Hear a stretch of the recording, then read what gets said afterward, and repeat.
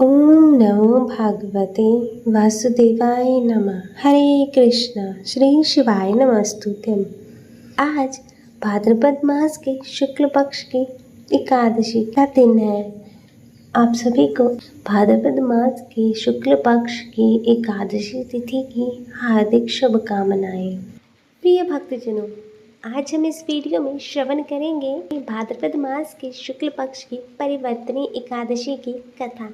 तो आप सभी भक्तजन बड़ी ही श्रद्धा और प्रसन्न चित्त मन से और भक्ति भाव से इस कथा को श्रवण कीजिएगा। तो सभी कथा श्रवण करने से पहले आप सभी एक बार प्रेम से बोले श्री लक्ष्मी नारायण भगवान की जय। परिवर्तनी एकादशी भाद्रपद मास के शुक्ल पक्ष की एकादशी तिथि को कहा जाता है।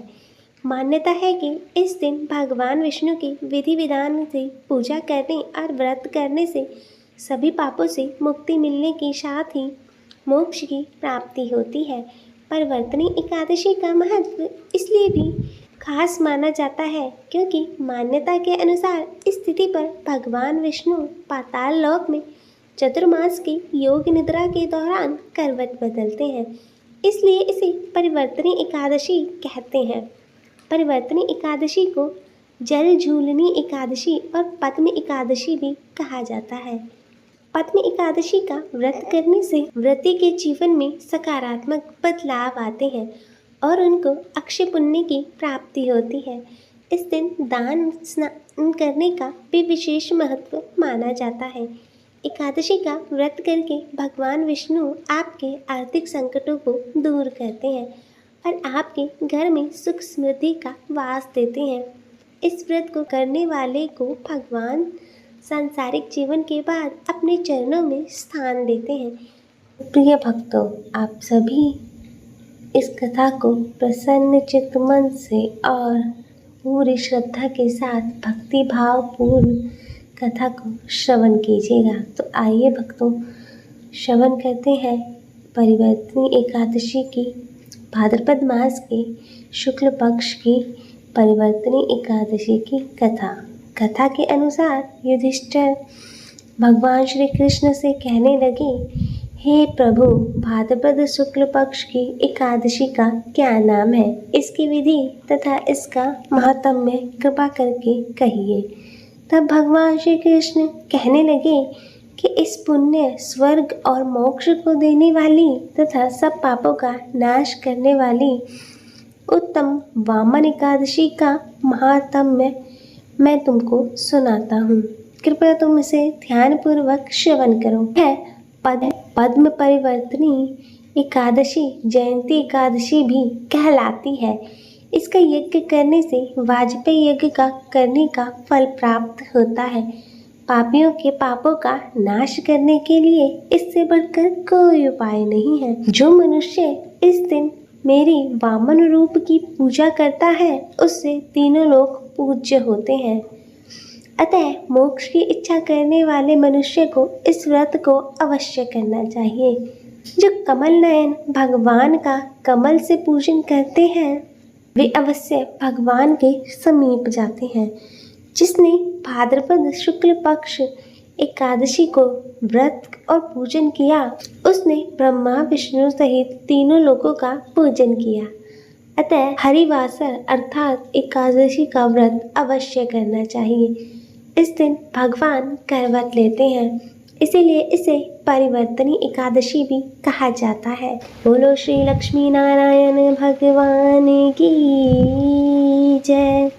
भगवान के वचन सुनकर युधिष्ठिर बोले कि हे प्रभु, मुझे अति संदेह हो रहा है कि आप किस प्रकार सोते हैं और करवट लेते हैं तथा किस तरह राजा बलि को बांधा और वामन रूप में क्या लीलाएं की, चतुर्मास की क्या विधि है तथा आपके शयन करने पर मनुष्य का क्या कर्तव्य है, सो आप मुझे विस्तार से बताइए। श्री कृष्ण कहने लगे, अब आप पापों को नष्ट करने वाली कथा को श्रवण करें। त्रेता युग में बलि नामक एक दैत्य था। वह मेरा परम भक्त था विविध प्रकार के वेद सूक्तों से मेरा पूजन किया करता था और नित्य ही ब्राह्मणों का पूजन तथा यज्ञ का आयोजन करता था।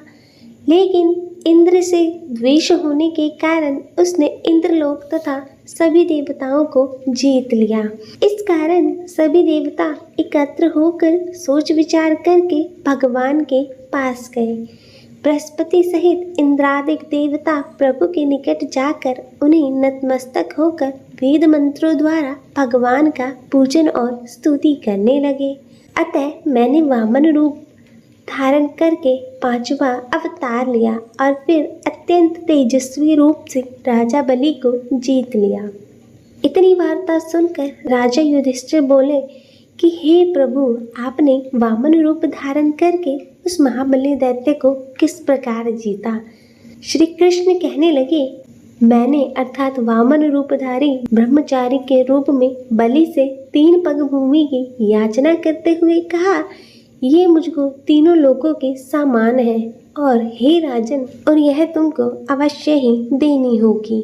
राजा बलि ने इसे तुच्छ याचना समझकर 3 पग भूमि का संकल्प मुझको दे दिया और मैंने अपने त्रिविक्रम रूप को बढ़ाकर यहाँ तक कि भूलोक में पद, बुर्वलोक में जंगा, स्वर्गलोक में कमल, महलोक में पेट, जनलोक में हृदय, यमलोक में कंठ की स्थापना कर सत्यलोक में मुख और उसके ऊपर मस्तक स्थापित किया। सूर्य, चंद्रमा आदि सब ग्रह, योग, नक्षत्र, इंद्रादिक देवता और शेष आदि सब नागगणों ने विविध प्रकार से वेद सूक्तों से प्रार्थना की।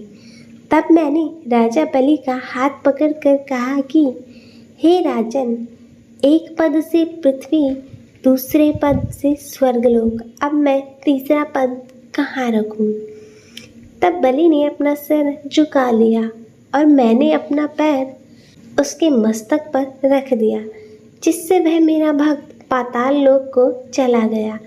फिर उसकी विनती और विनम्रता को देखकर मैंने कहा कि हे बलि, मैं सदैव तुम्हारे निकट रहूँगा। विरोचन पुत्र बलि से कहने पर भाद्रपद मास के शुक्ल पक्ष की एकादशी के दिन बलि के आश्रम पर मेरी मूर्ति की स्थापना हुई।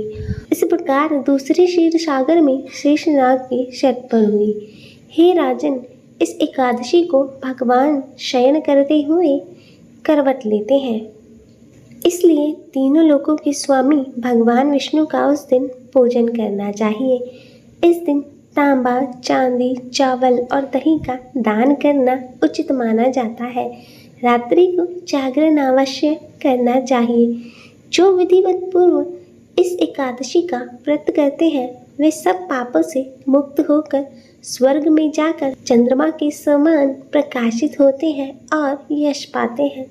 जो पापनाशक इस कथा को पठन व श्रवण करते हैं उन्हें 1000 अश्वमेध यज्ञ करने का फल प्राप्त होता है। परिवर्तनी एकादशी के व्रत के दिन सुबह स्नान से निवृत्त होकर भगवान विष्णु के वामन अवतार का ध्यान करते हुए उन्हें पंचामृत, दही, दूध, घी, शक्कर, शहद आदि से स्नान करवाएं। इसके पश्चात गंगा जल से स्नान करवाकर भगवान विष्णु को कुमकुम अक्षत लगाएं। वामन भगवान की कथा का श्रवण व वाचन करें और दीपक से आरती उतारें एवं प्रसाद सभी में वितरित करें और व्रत रखें। एक ही समय भोजन खाएं और हो सके तो नमक ना खाएं। भगवान विष्णु के पंचाक्षर मंत्र ओम नमो भगवते वासुदेवाय का यथासंभव तुलसी की माला से जाप करें। इसके बाद शाम के समय में भगवान विष्णु के मंदिर जाकर अथवा उनकी प्रतिमा के समक्ष भजन कीर्तन करना चाहिए। इस एकादशी के दिन भगवान विष्णु सहित देवी लक्ष्मी की पूजा करने से जीवन में धन और सुख की प्राप्ति होती है। परलोक में भी इस एकादशी के पुण्य को उत्तम स्थान प्राप्त है। पद्म एकादशी के विषय में शास्त्र कहता है कि इस दिन चावल, दही एवं चांदी का दान करना उत्तम फलदायी होता है। जो लोग किसी कारणवश पद्म एकादशी का व्रत नहीं कर पाते, उन्हें पद्म एकादशी के दिन भगवान विष्णु के अवतारों की कथा का पठन एवं श्रवण करना चाहिए। विष्णु सहस्त्र नाम का एवं रामायण का पाठ करना भी इस दिन उत्तम फलदायी होता है। इस प्रकार उपवास करने से मनुष्य सभी पापों से मुक्त होकर स्वर्गलोक को जाता है। जो मनुष्य पापों को नष्ट करने वाली इस एकादशी व्रत की कथा को श्रवण करते हैं, उन्हें अश्वमेध यज्ञ के फल की प्राप्ति होती है। दान करने के उपरांत मनुष्य को कभी अभिमान नहीं करना चाहिए। राजा बलि ने अभिमान किया और पाताल लोक में चला गया। इससे यह बात का भी बोध होता है कि अति हर कार्य की बुरी होती है। बोलो श्री लक्ष्मी नारायण भगवान की जय। अतः हे भगवान विष्णु, जिस प्रकार आपने राजा बलि पर कृपा करके उसका अभिमान दूर किया, उसी प्रकार सभी पर अपनी कृपा बनाए रखना, सभी का मार्गदर्शन करना, सभी का कल्याण करना, सभी को सद्बुद्धि देना। बोलो श्री लक्ष्मी नारायण भगवान की जय। अतः हे भगवान विष्णु, इस कथा को कहते सुनते हुंकारा भरते सभी पर अपनी कृपा सदैव बनाए रखना। तो प्रिय भक्तजनों, आइए अब श्रवण करते हैं एकादशी माता की कथा। तो सभी प्रेम से बोलिए एकादशी माता की जय, श्री लक्ष्मी नारायण भगवान की जय। एक बार एक राज्य में एक राजा रहता था। राजा बहुत ही बुद्धिमान और बलशाली था। राजा सदा ही अपनी प्रजा का बहुत अच्छे से ध्यान रखता था। प्रजा भी राजा को बहुत पसंद करती थी। राजा की 2 बेटियां थी। राजा अपनी दोनों बेटियों से बहुत प्रेम करता था। राजा की छोटी बेटी देखने में बहुत ही सुंदर और आकर्षक थी, और वहीं राजा की बड़ी बेटी छोटी बेटी के मुकाबले थोड़ी कम सुंदर थी। राजा की छोटी बेटी माता का पूजन किया करती थी और सभी लोग राजा की छोटी बेटी से बहुत प्रेम करते थे और बहुत प्रशंसा किया करते थे। राजा भी अपनी छोटी बेटी को बड़ी बेटी से अधिक प्रेम करता था, जिसके कारण राजा की बड़ी बेटी को अपनी छोटी बहन से ईर्ष्या होने लगी। राजा की दोनों बेटियां जब बड़ी हो गई, तब एक पड़ोस के राज्य में रहने वाले राजकुमार राजा की बड़ी बेटी के लिए रिश्ता लेकर आया। लेकिन जैसे ही उस राजकुमार की नज़रें राजा की छोटी बेटी पर पड़ी, तो वह राजकुमार राजा की छोटी बेटी पर मोहित हो गया और छोटी बेटी से पहले नज़र में प्रेम करने लगा। उस राजकुमार ने राजा की बड़ी बेटी के साथ विवाह करने से मना कर दिया और उसने राजा से कहा कि मैं आपकी छोटी बेटी से विवाह करना चाहता हूँ। और यह सब देखकर राजा की बड़ी बेटी अपनी छोटी बहन से बहुत क्रोधित हो गई और राजा की बड़ी बेटी ने अपनी छोटी बहन को अपना सबसे बड़ा दुश्मन मान लिया। तब राजा की बड़ी बेटी ने अपनी छोटी बहन से बदला लेने का निर्णय किया और राजा की बड़ी बेटी ने अपनी छोटी बहन को जान से मारने का उपाय सोचा और उसने अपनी छोटी बहन को मारने के लिए सबसे पहले एक लड्डू में जहर मिलाकर अपनी छोटी बहन को दे दिया और उसको लड्डू खाने के लिए कहा।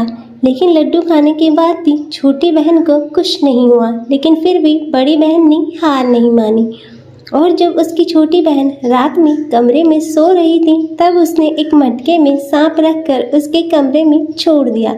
लेकिन सांप भी छोटी बहन का कुछ नहीं कर पाया, जिसके बाद बड़ी बहन ने छोटी बहन से कहा कि चलो हम लोग कुएं में से पानी भरकर ले आते हैं।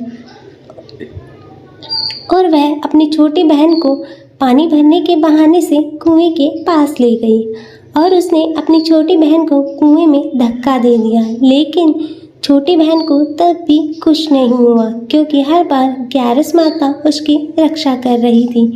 उधर बड़ी बहन अपने प्रयास के बाद भी असफल हो रही थी, जिससे वह बहुत क्रोधित हो गई और उसने फिर अपनी छोटी बहन के पास जाकर प्रश्न किया कि मेरी छोटी बहन, क्या तुमको पता है कि भगवान ने सबकी मृत्यु का एक निश्चित समय पर लिखी हुई है और कैसे तुम्हारी और मेरी मृत्यु हो गई। तब छोटी बहन ने अपनी बड़ी बहन को बताया कि हाँ दीदी, मैं जानती हूँ मेरी मृत्यु कैसे होगी।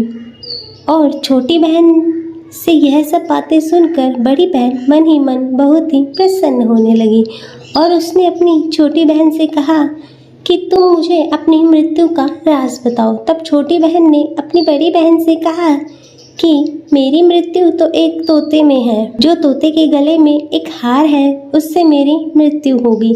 जब कोई भी व्यक्ति उस तोते को मारकर उस हार को अपने गले में पहने तो मैं मूर्छित हो जाऊंगी, और जैसे ही उस हार को अपने गले से उतारे तो मैं वापस जीवित हो जाऊंगी। और फिर अपनी छोटी बहन की मृत्यु का राज जानकर बड़ी बहन बहुत खुश हुई और उसने अपनी छोटी बहन को मारने के लिए उस पालतू तोते को ढूंढना शुरू किया। और छोटी बहन को इस बात का आभास हो गया था कि कोई उसकी जान लेना चाहता है, जिसके लिए वह अपने पिताजी के पास गई और उसने अपने पिताजी से कहा, पिताजी मेरी मृत्यु के बाद आप मुझे मत जलाइए, अपनी पुरानी हवेली में एक पलंग पर लेटाकर छोड़ दीजिएगा।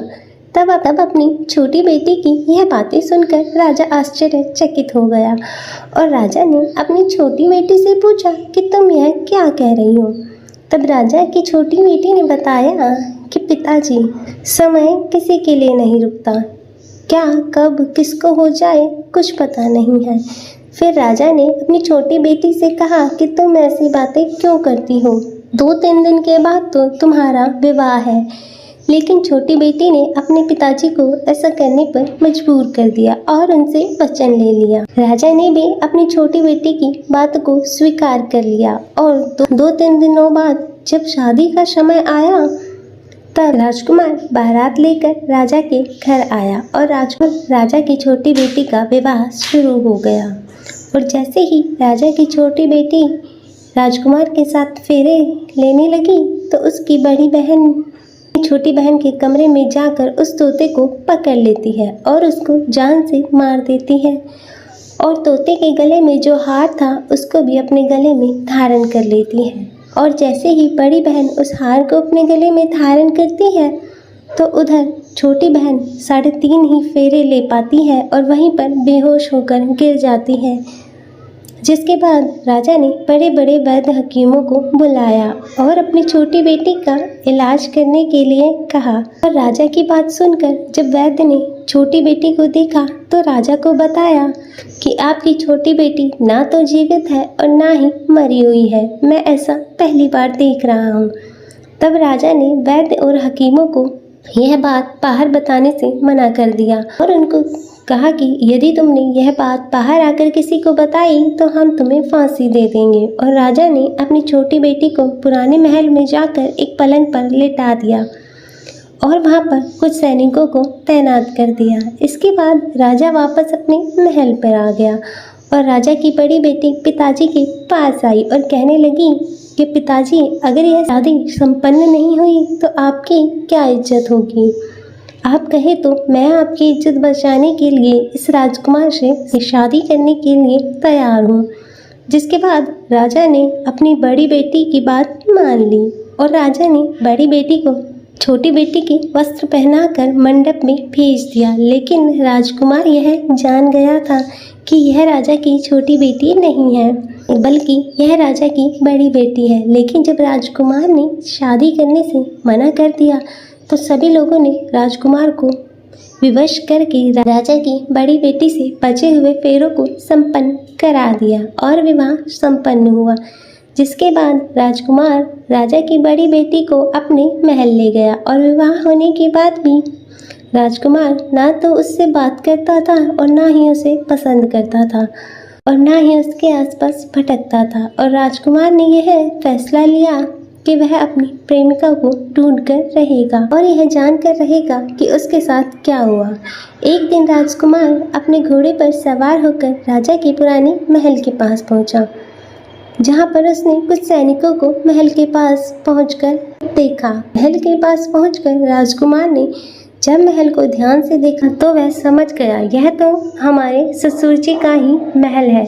तब राजकुमार ने सैनिकों से पूछा कि तुम लोग यहाँ क्या कर रहे हो, इस महल के अंदर उस पलंग पर कौन लेटा है। जिसके बाद सैनिकों ने बताया कि यहाँ पर राजा की छोटी बेटी लेटी है और राजकुमार यह सुनकर बहुत ही प्रसन्न हो गया और वह तुरंत अपनी प्रेमिका के पास पहुंच गया और उसकी सेवा करने लगा। जैसे ही रात हुई तो राजा की छोटी बेटी उठकर खड़ी हो गई और राजकुमार यह देखकर बहुत खुश हो गया और उसने अपनी प्रेमिका से पूछा कि तुम यहाँ क्या कर रही हो, तुम मेरे साथ घर चलो। तब राजा की छोटी बेटी ने राजकुमार को सारी बातें बता दी कि मेरी जान एक तोते में बसती थी और मैंने यह बात सिर्फ अपनी बड़ी बहन को बताई थी और मुझे पता है कि उसने ही मुझे मारने का प्रयास किया है। उसके पास एक हार है जिसको वह सुबह पहन लेती है और रात को उतार देती है।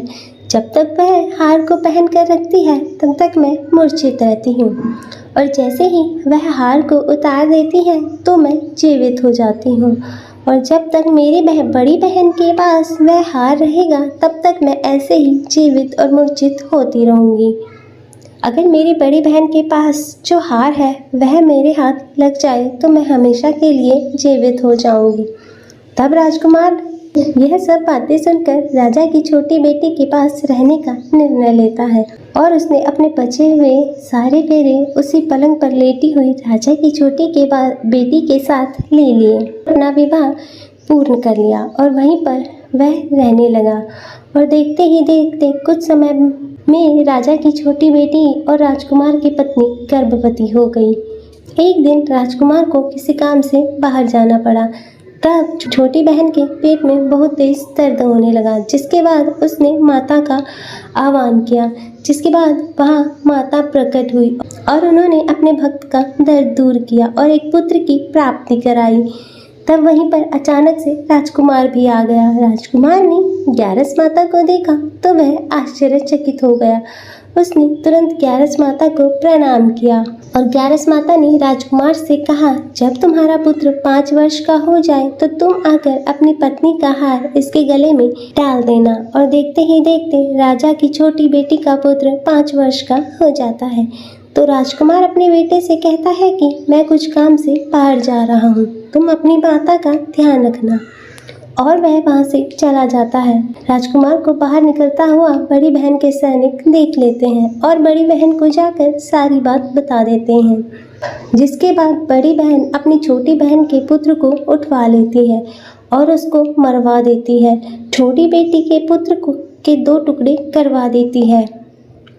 पहला टुकड़ा चक्के के पास छुपा देती है और दूसरा टुकड़ा अपने पलंग के नीचे रख लेती है। तब ग्यारस माता भिखारी का रूप लेकर आती हैं और एक भिखारी का रूप रखकर बड़ी बहन के पास चली जाती हैं, जिसके बाद वहाँ पर भिक्षा मांगने लगती हैं। तो बड़ी बहन अपनी नौकरों से कहती है कि जाकर भिक्षा दे दो, लेकिन जैसे ही नौकर ग्यारस माता को भिक्षा देने के लिए आते हैं तो माता उन्हें मना कर देती है और कहती है कि तुम्हारी महारानी से ही भिक्षा लूँगी। जिसके बाद बड़ी बहन स्वयं भिक्षा देने के लिए ग्यारस माता के पास आती है। तब माता एक बिल्ली का रूप लेकर कमरे में चली जाती है। वहाँ पर छोटी बेटी के पुत्र के 2 टुकड़ों को आपस में जोड़ देती है और उसे जीवित कर देती है। फिर वहाँ से उसे ले जाती है। तब राजकुमार अपने बेटे को लेकर अपनी पत्नी के पास जाता है और उससे कहता है, तुम इसका ध्यान रखना। अगर तुम इस बच्चे का अच्छे से ध्यान रखोगी तो मैं तुमसे बात करूंगा। और एक दिन राजकुमार अपने बेटे से कहता है कि तुम अपनी माता से उनके गले का हार मांग लो। पिता की बात मानकर राजकुमार का बेटा अपनी माता जी के पास जाता है और कहता है, माता मुझे तुम्हारा हार चाहिए। यह सुनकर पहले तो बड़ी बहन बहुत क्रोधित होती है, पर उसको याद आता है कि राजकुमार ने कहा था कि मैं इस बच्चे का अच्छे से ध्यान रखूंगी तो वह मुझसे बात करेंगे, जिसके कारण वह उस हार को उस बच्चे को दे देती है और तुरंत हार को ले जाकर वह अपने पिताजी को दे देता है। और तभी राजकुमार अपने बेटे को लेकर वहाँ से जाने लगता है और अपनी पत्नी से कहता है कि तुम हमारे लिए खाना बना कर रखना, मैं शाम को आकर तुम्हारे साथ खाना खाऊंगा।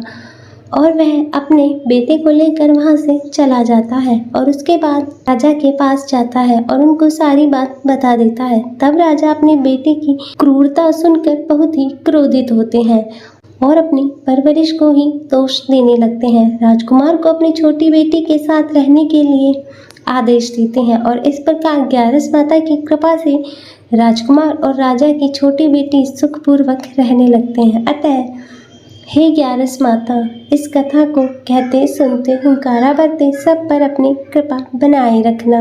सभी के जीवन से दुखों को दूर कर उनके जीवन में सुख समृद्धि देना। और तो सभी प्रेम से बोलिए एकादशी माता की जय, श्री लक्ष्मी नारायण भगवान की जय, श्री उमापति शंकर भगवान की जय।